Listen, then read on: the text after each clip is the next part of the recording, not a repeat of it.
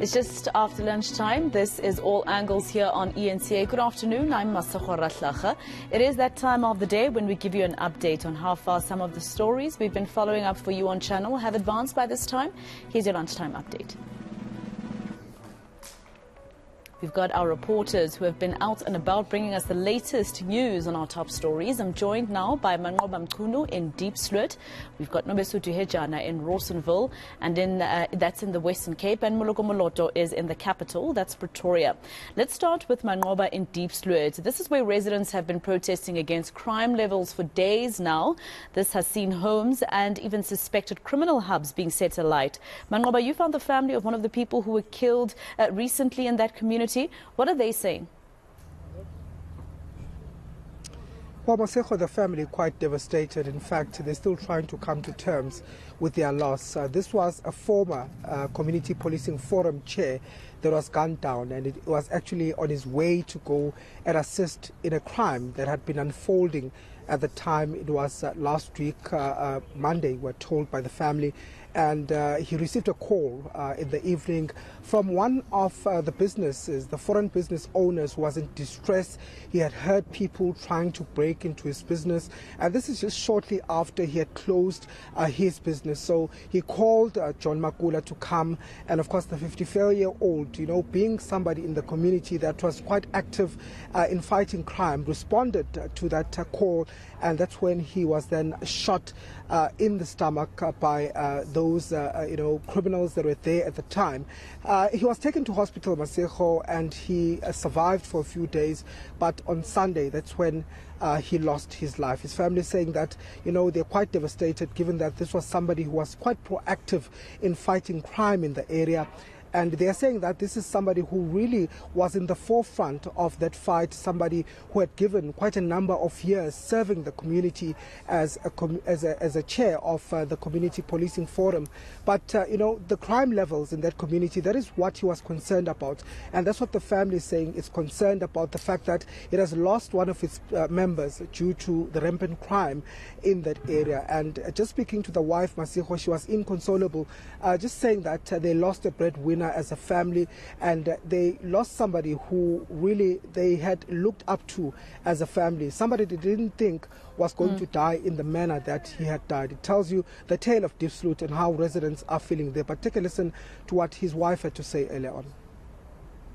Because it was the Father's Day, but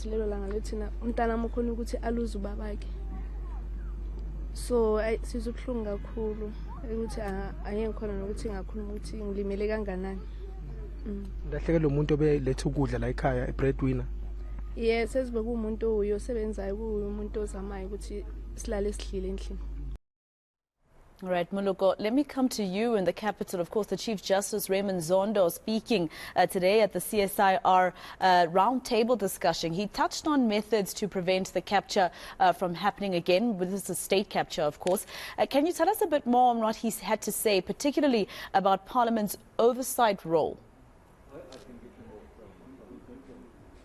Hi, Masero. Well, indeed, the Chief Justice Raymond Zondo giving an address at a colloquium organized by the Human Sciences Research Council held at the CSIR International Convention Center in Pretoria, as today marks exactly a year since the Chief Justice, who was the chairperson of the Zondo Commission into allegations of state capture, handed the last volumes of a report to President Cyril Ramaphosa. Importantly, he is saying that state capture was happening because those who were perpetuating it had the influence over the head of state at the time, former President Jacob Zuma, saying that he enabled it and he has actually allowed his constitutional authority to be abused by the Guptas. But also he says Parliament, the National Assembly specifically,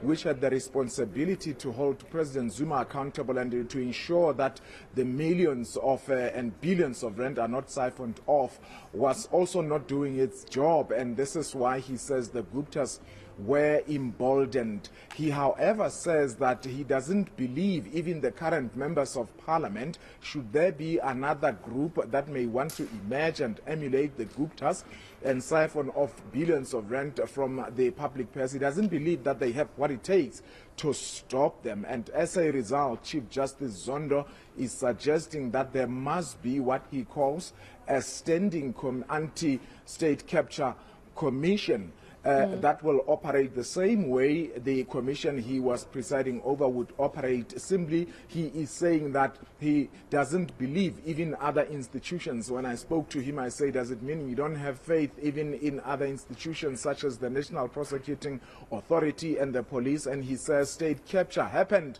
right under their watch. Let's listen to Chief Justice Raymond Zondo. The other possibility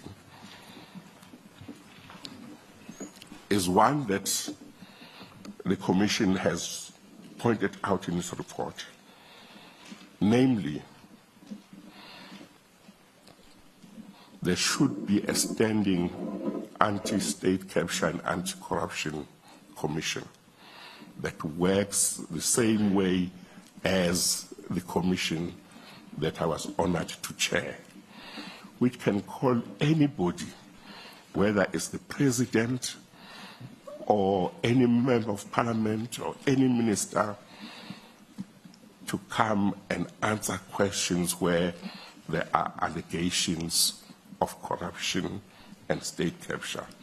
So that even if the majority in parliament do not want certain questions to be asked or protect ministers and the president from certain questions in that commission.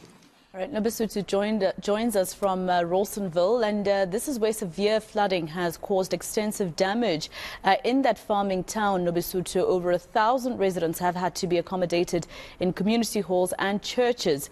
That's after their homes were flooded. How are things currently? So this morning, residents of Rawsonville, especially in Spooky Town, they are taking advantage of the clear sky. We've seen a lot of them rebuilding their structures or cleaning their structures. A lot of people will be standing at currently doing their laundry. We do understand, I mean, for almost a week now, they were housed in different churches or community halls, and a lot of people's items were wet due to the flooding, so people are now starting to rebuild, re-clean their houses.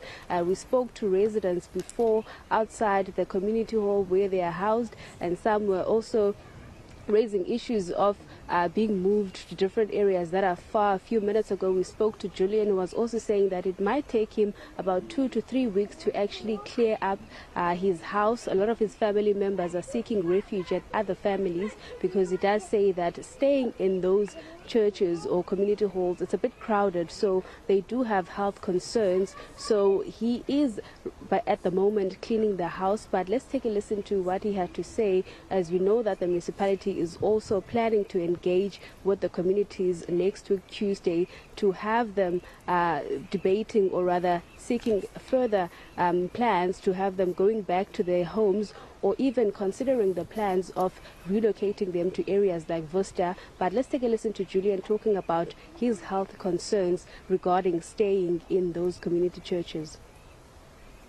We can't sleep, all of us people can't sleep in that hall, because that hall is not too big. It's very big, but it's a small hall.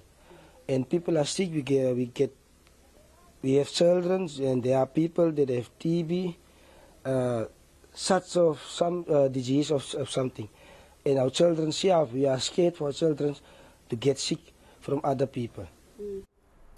All right, that was your eNCA lunchtime update from all angles with reporters Moloko Moloto, Nobesuthu Hejana and Manqoba Mchunu. Thank you, team. Let's leave it there for now.